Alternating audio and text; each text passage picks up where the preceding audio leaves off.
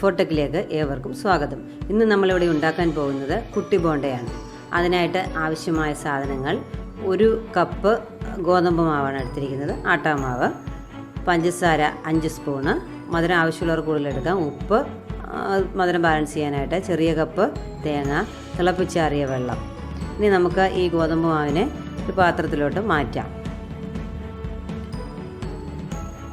ഇനി അതിലേക്ക് നമുക്ക് തേങ്ങയും പഞ്ചസാരയും ഇട്ട് കൊടുക്കാം.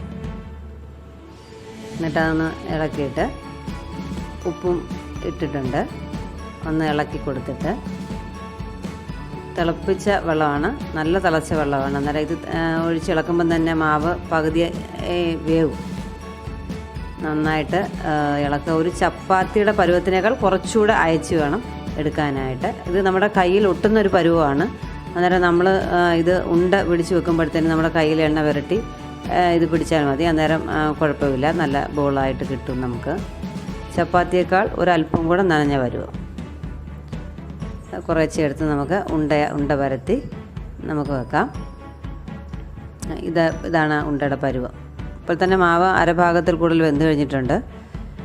ഇനി നമുക്ക് ഉണ്ട ആക്കി വെച്ചിട്ടുണ്ട്. നമുക്ക് ആ ബോള് ചൂടാക്കിയ എണ്ണയിലേക്ക് ഇട്ട് വറുത്ത് കോരിയെടുക്കാം.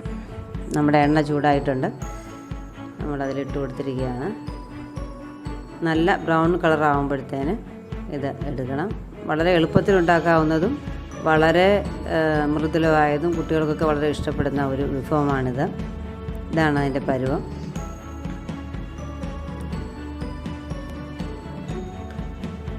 അല്ല, നമ്മുടെ കുട്ടി ബോണ്ട റെഡിയായിരിക്കുകയാണ്. വളരെ സോഫ്റ്റാണ്. അതിൻ്റെ ഉള്ളിൽ കണ്ടല്ലോ, വളരെ സോഫ്റ്റായിട്ടുള്ള ഒരു പലഹാരമാണ് കുട്ടി ബോണ്ട റെഡിയായിരിക്കും.